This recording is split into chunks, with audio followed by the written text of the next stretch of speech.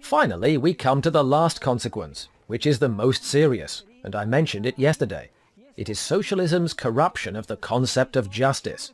Remember, the traditional concept of justice is corrupted and replaced with a concept of social justice, in which the final results of the process at any arbitrarily chosen moment are judged more or less emotionally, whether the participants in the process have behaved justly or unjustly. And if I do not like it, for example, if there are a few rich people with a lot of money and many poor people, then we will redistribute the wealth by force. In other words, take from some to give to others. That is the most severe corruption conceivable.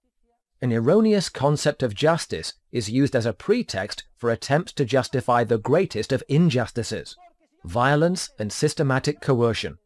And most curiously, the citizens all fall for it. Imagine I asked you democratically, demos, the people, kratos, absolute power. Okay, let us take a vote. Who is in favor of having his salary doubled? What do you think the result of the voting would be? In favor. Unanimously. Who is in favor of 2 months of annual vacation time? Come to think of it, why 2 months? Why not 3 months? 4, 6, 10, 11 months, the whole year on vacation. Demos kratos. Are the people not the absolute power? Who can stop us? 4 millionaires? Come on, we will take the money. That way we can spend all year on vacation. Why did this never occur to us before? There is a complete corruption of the concept of justice. Furthermore, as soon as judges stop following substantive laws and start letting themselves be guided by their impression of a ruling's consequences in any specific case, justice becomes purely arbitrary. What a judge may rule becomes purely arbitrary and depends on how successful you are at impressing him. As a result, any case, no matter how absurd, can look promising. Therefore, the number of lawsuits skyrockets. The resulting burden is intolerable, and rulings become more flawed. And when people hear about justice being in this chaotic state, or they read about it in the paper, what diagnosis and what solution do you think they propose?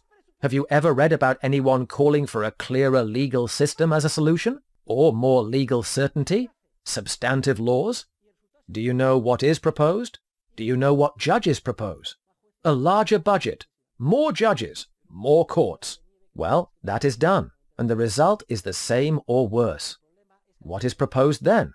A larger budget, more judges, more courts, and so on, in a process that snowballs and does nothing but corrupt justice continually. For the problem is not being addressed. The problem is the disappearance of legal certainty, and the attempt to organize society based on commands instead of on substantive laws. The conclusion, dear students, is that socialism is the opium of the people. Please turn to page 76 of my book, Socialism, Economic Calculation and Entrepreneurship. Socialism is a drug, because when people go into the socialist spiral, it is very difficult to escape. Once subsidies have been given to farmers, do you think it is easy to withdraw them? The moment someone mentions withdrawing a subsidy, the country is paralyzed. Farmers march their sheep past the Ministry of Agriculture building. Do you think it is easy to reduce the salary of air traffic controllers? The country is paralyzed. Do you think it is easy to liberalize the labor market? To do away with Francoist regulations? No authority has yet dared to do it. And as a result, the unemployment rate in Spain is twice as high as in the other OECD countries. No one dares.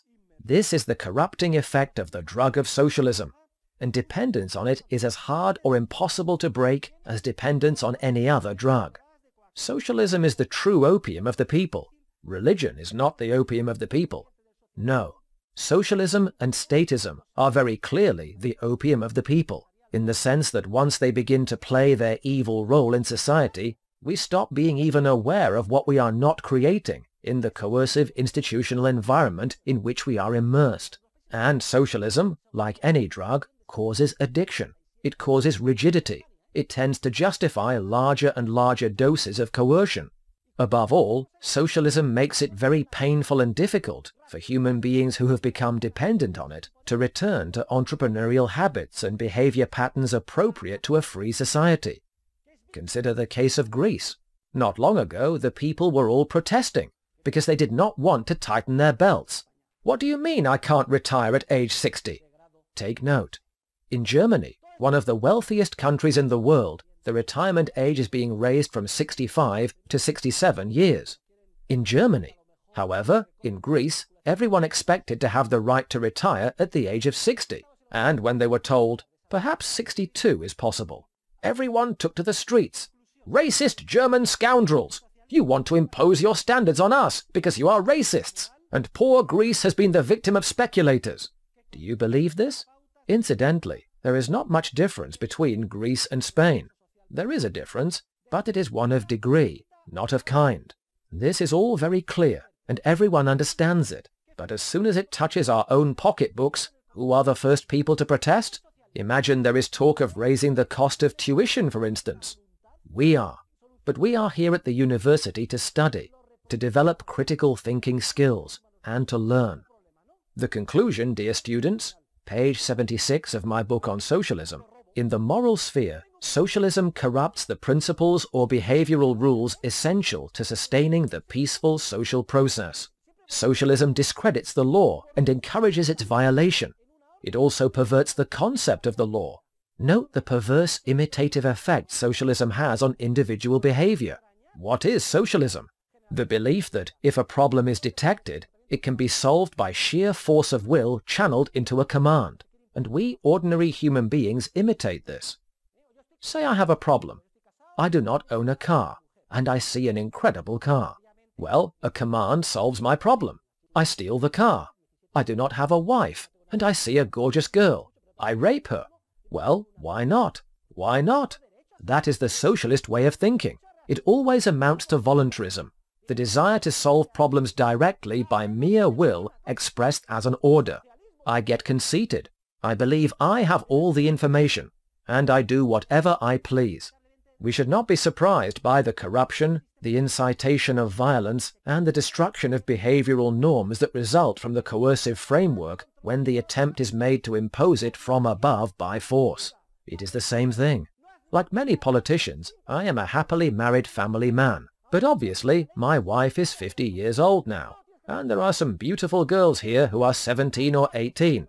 Well, listen, I have nothing against you. You are the mother of my children. I love you a lot. But I am giving you the boot and marrying a new wife.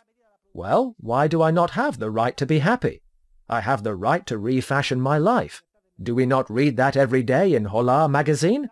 He has the right to be happy and to refashion his life. In other words, to do whatever the hell he wants. That is socialism, pure and simple. In the political sphere, socialism inevitably tends toward totalitarianism.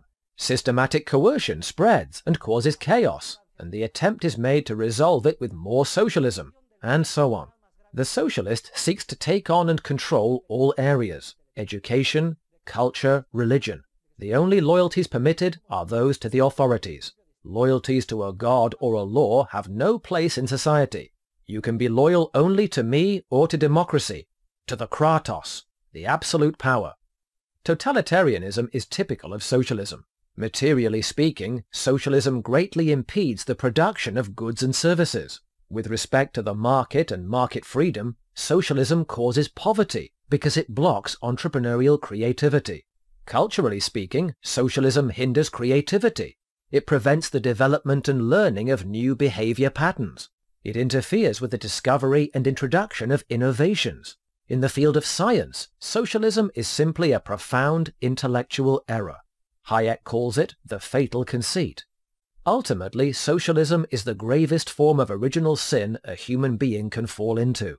It is a sin of intellectual pride, of believing ourselves smarter than anyone else, of thinking we are autonomous and like gods, masters of our own destiny, and why not shape society as we please?